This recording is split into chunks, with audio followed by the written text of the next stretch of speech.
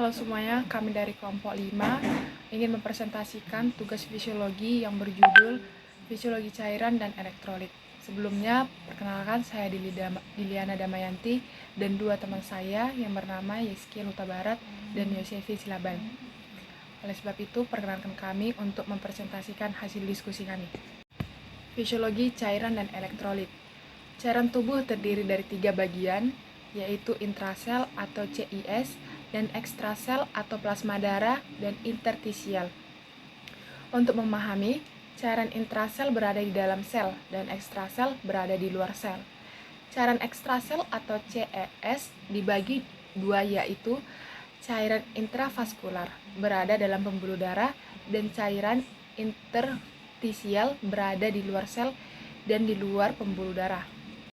Distribusi cairan terbagi menjadi 4. Yang pertama, distribusi cairan pada bayi sebesar 75% BB air, pada dewasa laki-laki sebesar 60% BB air, pada dewasa wanita sebesar 50% BB air, dan pada lansia sebesar 50% BB air.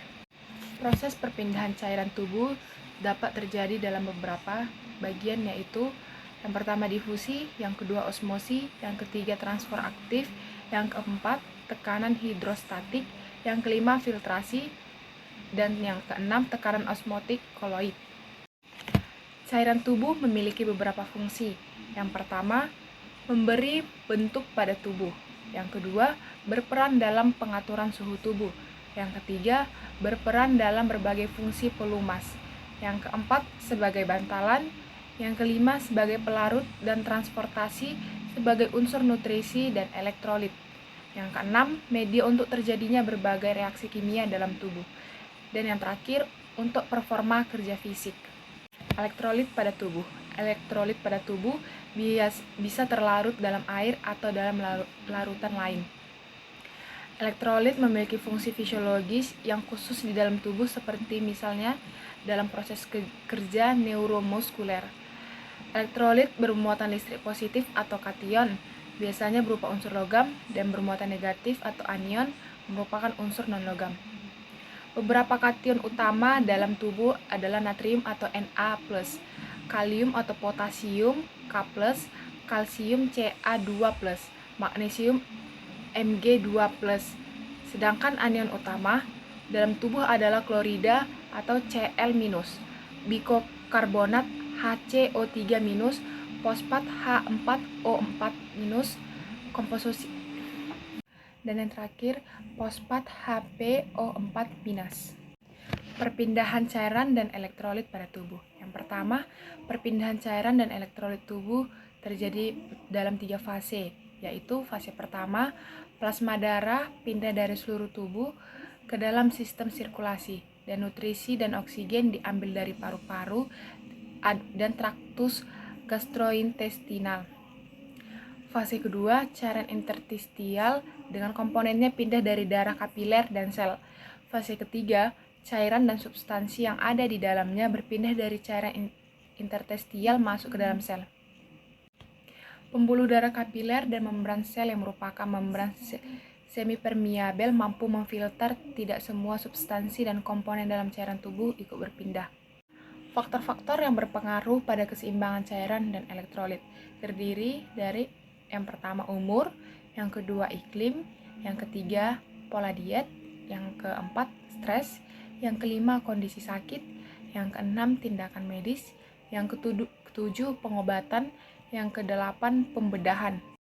Gangguan keseimbangan cairan dan elektrolit. A. Ketidakkeseimbangan volume cairan tubuh.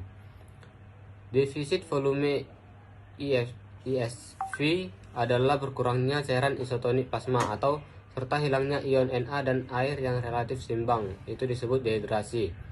Pertama, penurunan 2% disebut dehidrasi ringan, penurunan 5% disebut dehidrasi sedang, yang ketiga penurunan 8% disebut dehidrasi berat. Kausa dehidrasi ekstrarenal. 1. Gastrointestinal, yaitu muntah, diare, ileostomi, fistula biliaris, dan pendarahan. Kedua, kulit, yaitu diaforesis dan luka bakar. Yang ketiga, ruang ketiga, yaitu obstruksi usus, peritonitis, ascites, pankreatitis, efusi pleura, hipoalbuminuria, dan fraktur paha renal. Yang keempat, penyakit ginjal, yaitu nefritis, DGA, diuretik, DM, definisi aldosteron, penyakit Addison. Gambaran klinis dehidrasi, yaitu yang pertama lesu, lemah dan letih, yang kedua anoreksia, haus, hipotensi, yang ketiga mukosa mulut kering, lidah kering, turgor menurun, yang keempat oliguria, yang kelima takikardi, pusing dan sinkop, yang keenam kesadaran menurun. Penata laksanaan dehidrasi, ketentuan umum. Pertama, berikan maintenance cairan dan ganti cairan yang hilang. Kedua, ganti kehilangan cairan yang masih berlangsung, volume per volume. Yang ketiga, pemberian cairan dibagi rata dalam 24 jam, kecuali keadaan khusus. Kebutuhan volume 24 jam atau M/2. Maintenance yaitu 1500 ml BSA atau body surface area. Yang kedua, kekurangan volume cairan sedang plus maintenance yaitu penurunan berat badan mendadak kurang dari 5%. 2400 ml per M2 BSA, kekurangan volume cairan yang berat plus maintenance atau penurunan berat badan mendadak lebih dari 5% yaitu 3000 ml per M2 BSA. Kelebihan volume ISV. Yang pertama, edema, penumpukan cairan interstisial yang berlebihan. Edema disebabkan oleh 4 mekanisme. Yang pertama, peningkatan tekanan hidrostatis kapiler atau gagal gantung kongestif. Yang kedua, COP atau colloid osmotic pressure yang menurun atau hipoalbumin pada sirosis. Yang ketiga, peningkatan permeabilitas kapiler pada peradangan. Yang keempat, obstruksi aliran limfe atau post mastektomi. Gambaran klinis overload cairan ISV. Yang pertama, distensi vena jugularis. Yang kedua, peningkatan tekanan V sentral atau lebih 11 cm H2O. Yang ketiga, peningkatan tekanan darah. Yang keempat, denyut nadi penuh atau kuat. Yang kelima, melambatnya waktu pengosongan vena tangan atau lebih dari 3-5 detik. Yang keenam, edema perifer dan periorbita. Yang ketujuh, situs efusi pleura. Perubahan laboratorium. Pertama, penurunan hematokrit. Yang kedua, protein serum rendah. Yang ketiga, ion Na serum normal, ion Na urin rendah atau kurang dari 10 MEq per 24 jam, yaitu penambahan 2% adalah kelebihan ringan, penambahan 5% adalah kelebihan sedang, dan penambahan 8% itu kelebihan berat. Penata laksanaan, yaitu tergantung penyebabnya, yaitu prinsip pembatasan asupan ion Na dan cairan edema paru. Perlu tindakan cepat untuk menghindari prelude yang besar atau beban yang masuk jantung, yaitu dengan cara posisi flower, pemberian diuretik kuat, dan pemberian oksigen. Ketidakseimbangan osmolalitas. Ketidakseimbangan osmolalitas adalah ketidakkeseimbangan konsentrasi zat yang terlarut atau mineral dalam cairan tubuh karena ion Na merupakan partikel utama ECF. Hipo atau hiperosmolitas mencerminkan hipo atau hipermerkemia, kejadian khusus pada kasus DM akibat defisiensi H insulin. D. Hiponatremia disebabkan air yang berlebihan atau ion Na yang berkurang atau Na plus serum lebih kecil dari 135 mEqL menyebabkan pembengkakan sel atau karena perpindahan air dari ECF ke ICF, mengancam jiwa. Jika edem terjadi di sel otak, terapi membuang air yang berlebihan atau mengganti ion. Hipernatremia. Kadar Na serum lebih besar 145 mEqL, menyebabkan hiperosmolitas atau ECF, dehidrasi ICF, dan penurunan sel. Penyebab utamanya kehilangan air atau mengandung Na. 2. Penambahan ion Na dengan kekurangan air. Pelaksanaan hipertermia menurunkan ion Na serum sebelum mencapai kadar kritis lebih besar dari 160 mEqL. Hipernatremia dengan normovolemia D5 per oral atau IF.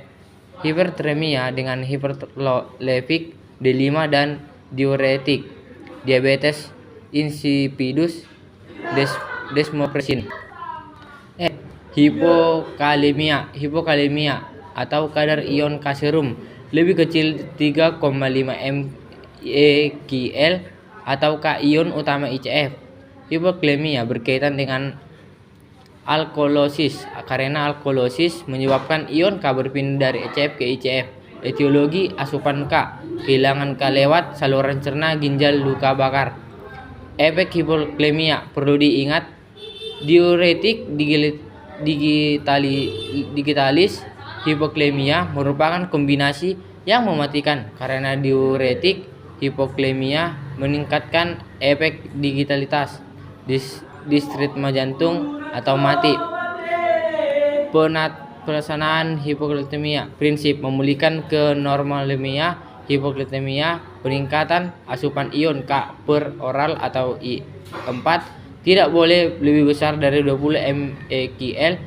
Bolus KCI tidak boleh 4, dapat menyebabkan henti jantung.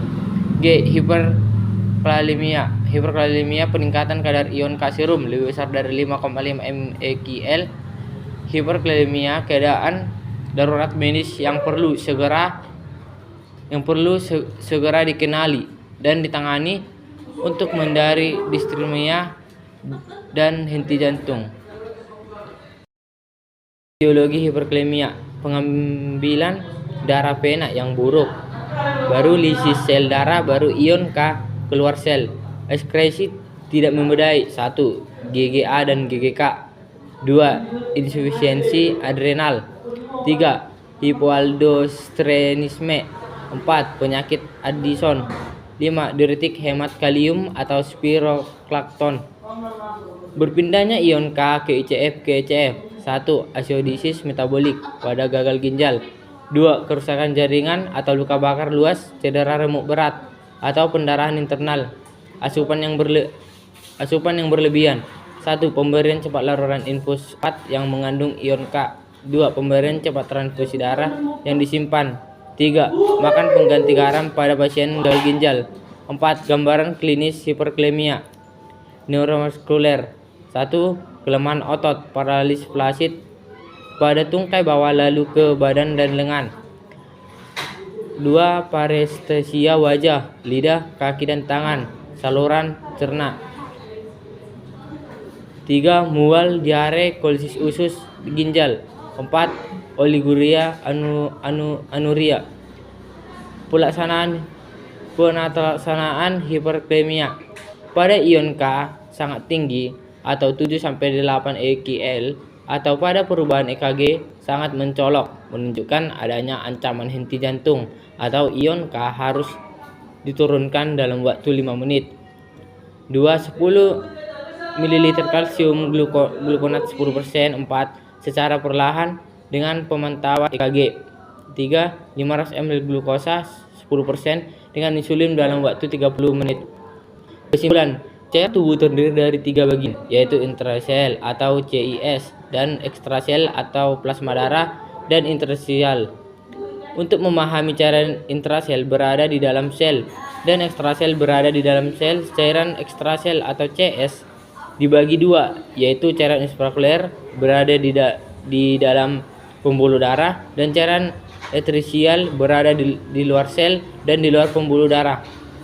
Cairan tubuh memberi bentuk pada tubuh, berperan dalam pengaturan suhu tubuh, berperan dalam berbagai fungsi pelumasan, sebagai bantalan, sebagai pelarut dan transportasi berbagai unsur nutrisi dan elektrolit, media untuk terjadinya berbagai reaksi kimia dalam tubuh, dan untuk performa kerja fisik.